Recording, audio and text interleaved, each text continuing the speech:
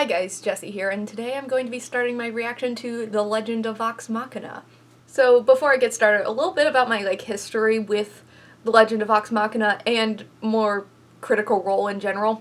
So I've been a Critical Role fan for several years now. I first found out about Critical Role about the time episode 72 of the first campaign aired, Elephant in the Room, mostly because it started trending because of a major event that happened in that episode. I was very intrigued and also very confused about what the heck Critical Role was. So yeah, obviously I've been a fan of Critical Role for several years. As of the time of recording, I am caught up even on Campaign 3. I've watched every episode of Critical Role. A couple years ago when the Kickstarter for The Legend of Vox Machina first came out, and I was super excited. Also very broke at the time, so I didn't get to actually back the show, but I just remember watching when the Kickstarter for the show reached 1 million, and then 2, then 3 over the course of the first 24 hours, and then, ended up making 11 million. So I have been excited for the show for so long. Vox Machina, as much as I love every single campaign of Critical Role, even this super new one, and I love all the groups so far, Vox Machina were my babies. I love these characters so much, and so to return to this campaign is very exciting. That being said, I am very familiar with the source material of this show, so this isn't going to be a super blind reaction, more of a commentary. And also I'm going to probably spend a lot of time comparing the show to the animation, just because it's a direct adaptation from the people who made Critical Role, so it's kind of hard not to. That being said, if this is your first introduction to the story of Critical Role, this might not be the reaction for you, because I'm going to be talking about stuff that happens in probably future episodes or even future seasons of the show, just as they come up. So, spoiler alerts ahead. I know where this story is going, and I'm probably going to talk about it when it comes up. So, if you have not watched Critical Role and this is your first time watching The Legend of Vox Machina, again, maybe not the reaction for you. Yes, but I'm very excited for this show, mostly because I know that they're adapting the Briarwood arc, which is my favorite arc. I just love the kind of Victorian Gothic feel of that arc and how it goes from a very traditional Lord of the Rings high fantasy campaign to something very dark and very different in style. Also, Percy is my favorite character of Vox Machina, and that arc is very heavily dealing with him and his backstory. But yeah, I'm really excited to just jump right in, so let's go ahead and start this episode of The Legend of Vox Machina. Long ago, in another realm, stood the majestic kingdom of Tal'Dorei. Once the battlefield of gods and titans. Oh god, I'm not gonna cry already. I refuse. Harbor magic, wonder, and mystery. It was a time of peace. Until a great evil arrived. What the fuck? You shall pay for it! Get fucked, apparently. Humanity will never fall to you! Well, that was something. Fuck! All of our mercenaries slaughtered like lambs. Hi, David Tennant. God, there's so many people here already. The murder hobos murdered. The death dealers are all dead. The murder hobos! Someone worthy! Do not rest until you bring me the greatest band of mercenaries in all of Tal'Dorei. They're not that yet, but they will be.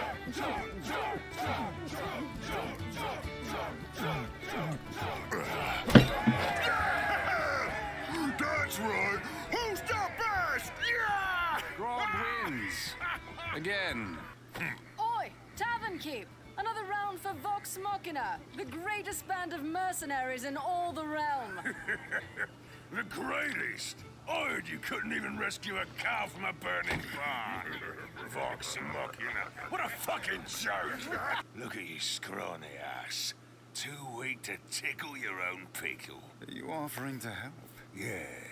Well, no, fuck you. Oh, I'm only asking you to give me a hand. Oh, Vex, that sucks. can I keep this?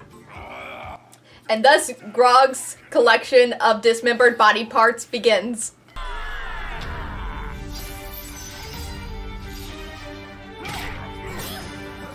Oh no, I refuse to cry at a bar brawl. I refuse. You pump his ass, I love you. Oh no. Oops.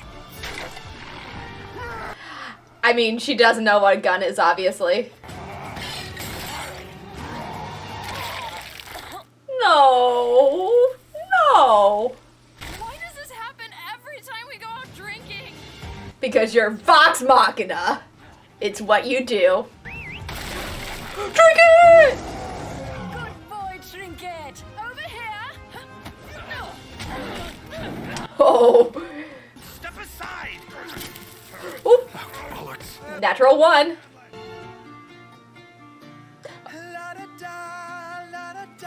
My lady's rose I will pluck. I was not expecting titties. What is that gnome doing with my daughter? It's probably best you don't know. Oh, I can guess what he's doing to that Such a mess. lady. Maybe we're not really meant to do this. I mean, Vex and Vax only care about themselves. Fuck you. Grog just wants to murder everyone. Yeah, pretty much. Percy barely wants to be seen with us in public, and Scanlan wants... To bed, everyone in the realm. Yes, you can say it, Keyleth. I'm not ashamed. Honestly, why are we even together?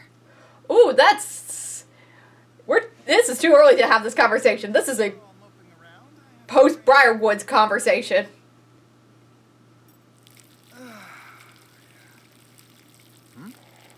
No. Oh, apologies. Has a mind of its own sometimes. What's the matter with you? Wait, did Scanlan just pee on actual Matthew Mercer? Because that both looked and sounded like him. Fighting for justice, for glory, protecting the kingdom and stuff. And money. Most importantly, lots of money! Oh my god, that's a ball sack. Okay, yeah, sure.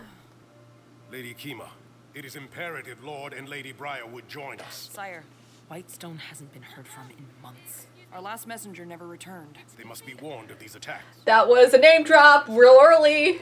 Clearly, you've never heard of the Legend of Vox Machina. Oh no. Allow me to give you a Oh no. introduction. Oh no. Here we go.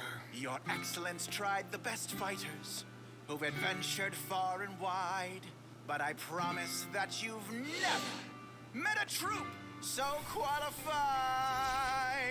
Oh, and as for myself, No, no, no, absolutely not. this jam going hand, you can't stand it, get some water, hide your daughter. Oh, sorry. You can't be seriously considering them for such a crucial task. Sovereign, their reputation is less than stellar. Well, they do have a bear. The best thing about them.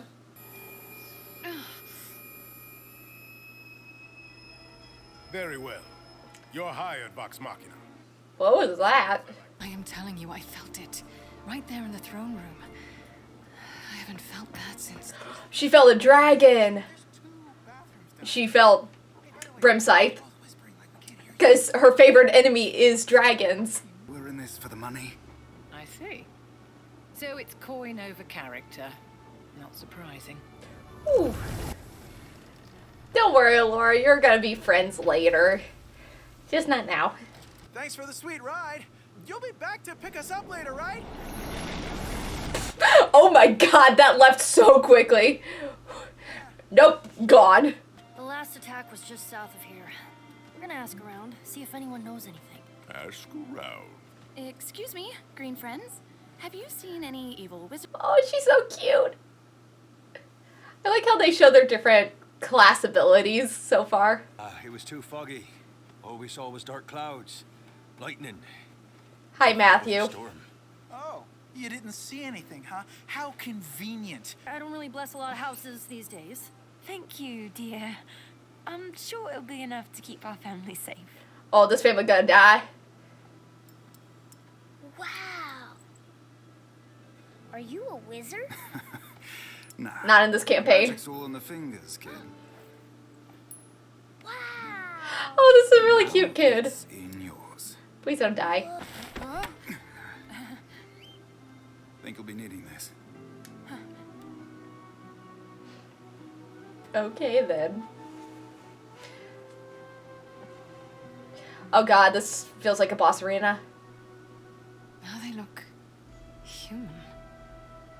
Uh-huh. Surprisingly David Tennant shaped, maybe?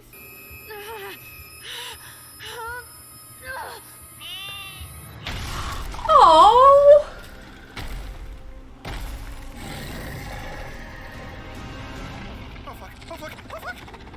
Dragon! Hi, Brimside! Oh, fucking hell, that's... Okay, this has some cool implications for the rest of the series. I suggest we run right now. Fuck that. We fight. No, no!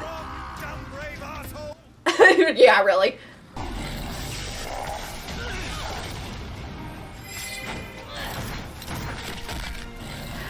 Oh. That's barely doing it. Heal it! A little magic might help. Heal it! Sorry. Okay. Oh, it's the dragon's fear ability. Oh, that's so cool!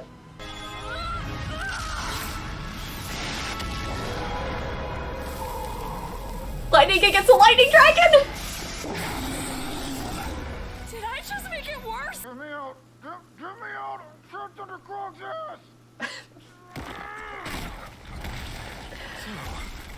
This is what rock bottom feels like. No, you're not dead, you Still know. alive. Eh? Thank the Everlight. Just a flesh wound, no big. Question, is this normal? Oh no, I'm gonna throw up. That's so much blood. I got you. Oh, I feel better already. Thanks, Pike. You're the best. That took a lot out of me. I got you. Thanks. Spell slots. And, that. Yeah. Yeah. Whew. All right, fuck you. Let's just get the hell out of here and never set foot in Amon again. Can we all agree on that?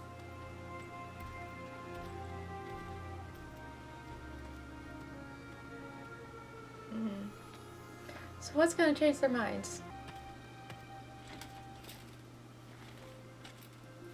Oh, that's so cute! Like backpack. Oh no. Oh no. Well, is this what's gonna get them to do the thing?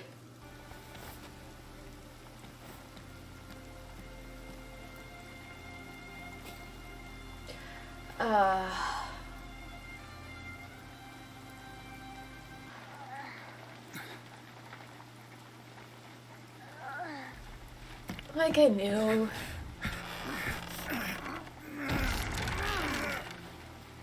Pike! Get over here! Please, Everlight. Let your power reach him.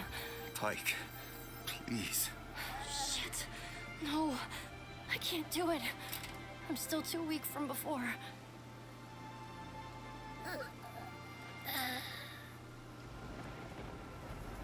Come on! You don't kill a kid! What the hell are you doing, Scanlan? Thinking of a rhyme for dead dragon?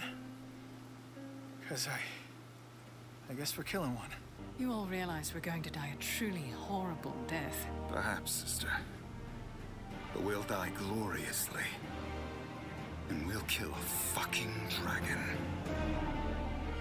Yeah.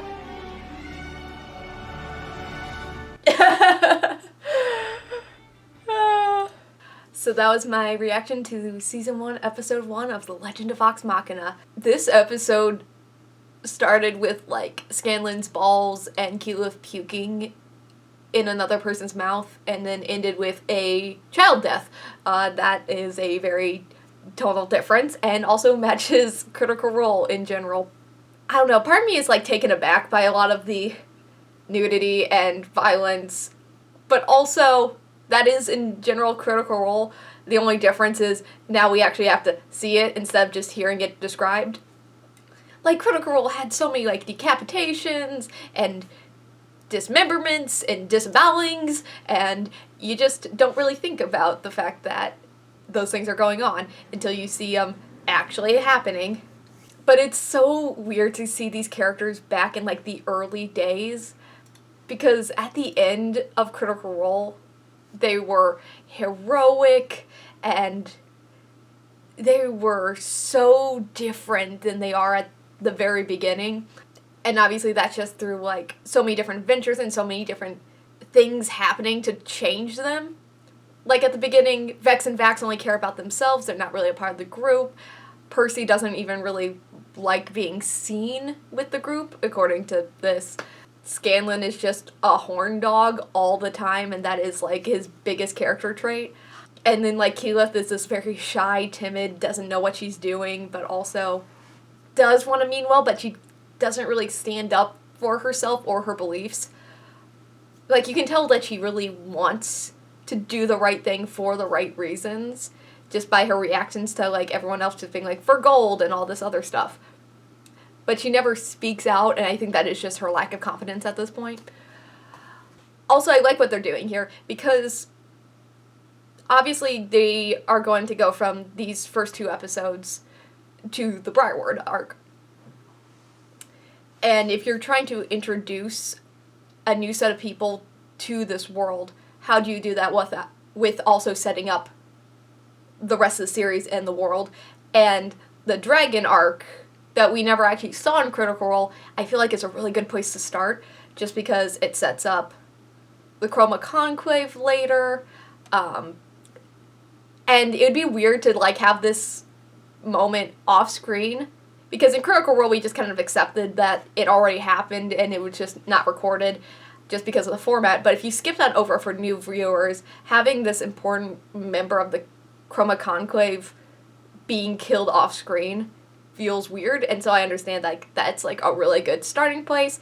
Also, we get new introductions to, like, obviously Kima and Allura, because you're kind of skipping a bunch of arcs, both pre-stream and early stream.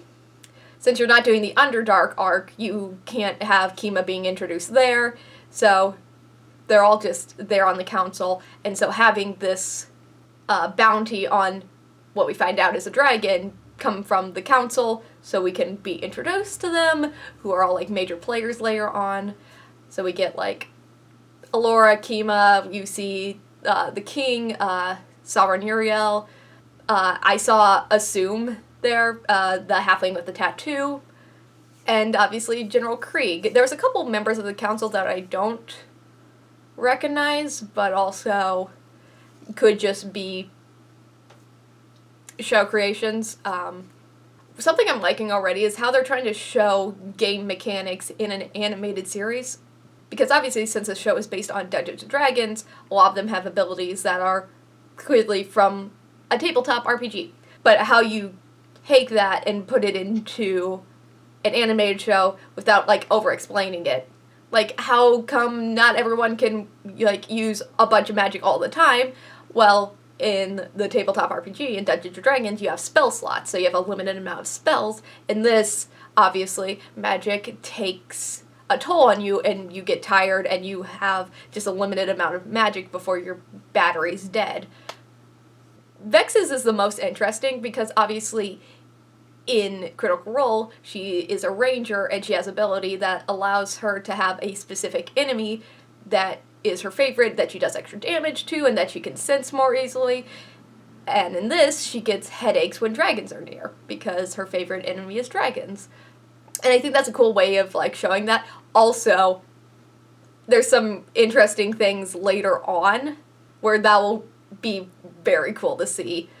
It's a very good setup to that ability, which will become more important as the show progresses. We'll probably not be getting that this season, but obviously when more dragons show up, they're just really, like, setting the seeds for some interesting scenes when those obviously show up in the next season whenever the Conclave shows up. The ones we got the most in this episode seem to be, we got a lot of Vax and Vex and also Scanlan. I feel like we got a little bit of everyone, except Percy, but also I understand why Percy isn't like a major component in these first 2 episodes, considering the Briarwood arc's coming up, and then he'll have like a lot of time to shine. Also, that was the same with actual Critical Role, where Percy had like nothing to do for like the first 15 episodes, and then like at a certain point he started getting like really witty and one-liners and, you know, started becoming a badass, and then we hit the Briarwood arc, and then you're like, oh my god, Percy's my favorite character. There's only a couple things I would say like I actively didn't like, and even then that's like not a big deal. I think the CGI kind of stands out. Maybe it's just because the dragons, and later on with the Chroma Conclave, like, your dragons are, like, really important, and then, like, the CGI just looked very, I don't know, non-connective with the rest of the animation. It really stood out and looked a little weird, which is, like, it's fine, but also it's gonna be less fine when there's different dragons and the stakes and the story beats are more intense and you want your dragons to feel big and heavy and present. But that, again, it's real nitpicky, and I understand why they did that for, like, budget reasons. The same reason why, like, the skyship is also CGI. But the rest of the animation, I love all the background work. It's very, almost watercolory in some areas, but it's very painterly, which looks very different than, like, obviously the animated characters that are very, like, strong lines and flat colors. But I think the rest of it looks really pretty. It's interesting to see Amon, because that's the one town I have, like, actual, like, a picture in my head of what it looks like from the campaign. Not so much the other town, which we didn't see in Critical Role. But I'm like, okay, yep, this doesn't look like what I pictured in my head, but also it kind of does in the same way of, like, I can see where, like, if you heard the same description where you would, like, get this design from. But god, this is making me really want to see, like, the rest of the series. Because this is not super intriguing for someone who, like, already knows Vox Machina, because this is an introduction to Vox Machina, assuming that this is for new viewers who don't know the characters, and it's very much like, this is like everyone, and this is their personalities, and like, this is what they can do, and this is a relationship with each other, and this is all this, but I already know all of this. So it is almost like a very well done recap episode until the very end. So a couple other really, really small things I kind of wanted to mention that I really liked. One, that one elf that's definitely voiced by Matt and also looks like Matt. I hope he becomes like this show's version of the cabbage salesman, of just this poor Matthew Mercer looking elf that's just always getting shit on by Vox Machina. Also, I do really like all the designs for Vox Machina. I remember when they released some of the designs, I was a little iffy on them. They look really good in motion. I remember not really particularly liking Percy's very pointy hair. And I thought just Vex and Vax looked just a little off, and I didn't know why. But I feel like they look very good in motion. I know the guy who does, like, the designs is from, like, Young Justice and all, like, the DC animated movies. But they are just very good, simple designs that work really well with kind of the style of the show. Also, mentioning Pike's goddess, the Everlight, I wonder, one, are we never going to mention, like, their actual names, like Saren Ray? I know that that's kind of like a copyright issue, is that, like, all these, like, different gods and goddesses from, like, old Dungeons and Dragons had to be given, like, fun little nicknames. So we got, like, the Everlight and the Wild Mother and stuff like that. So we're probably never going to get the name actual Saren Ray. But it seems like Pike doesn't know how to be a cleric. So at this point in the story, because it's strange, because the problem with Pike is that she kind of went in and out of the campaign a while, so it was hard to get, like, a real sense of her character. But, like, she was always, like, going off to, like, help with the church. And also, Saren Ray was just a recently, like, rediscovered god. Like, her worship had, like, really gone down for a while until like they had just like rediscovered an old temple of hers and all this other stuff. So I wonder if that's like why she doesn't know how to be a proper cleric, because she's only ever been like a small town healer. But the Pike we knew had already been like helping with like temple restoration and like helping like bring back her goddess in a way. So I think that's just a problem of that, like, technically this is the first time we're being introduced to Vox Machina, but we've also skipped a bunch of the story. So the characters aren't as far along as they were actually at this point, but since it's the beginning of the show, they have to be at their very bare minimum, like their very basic beginnings, so they can grow. It's just kind of weird to be at this point, at least for me. Also, they killed 2 kids, one of them on screen during this episode. Also, looking at the credits, the girl is voiced by someone named Zoe O'Brien, and the boy is Maximus Regal. So those 2 kids are voiced by 2 kids of the actual voice actors. Imagine that conversation of being like, hey honey, can I get our kids to do some voices in the new Vox Machina TV show, and then have them be brutally murdered. But it was actually really heart-wrenching, and it was, you know what, it is a good motivation of like why they would actually want to go kill a dragon, even though it would mean probably certain doom for them. But I am very excited to see Dragon Fight Round 2. So that was my reaction to Season 1, Episode 1 of The Legend of Vox Machina, The Terror of Tal'Dorei, Part 1. If you like this reaction, don't forget to like, comment, and subscribe. It really helps out the channel and keeps me motivated to keep making more of these. So thank you so much for watching, and as always, I'll see you next time. Bye.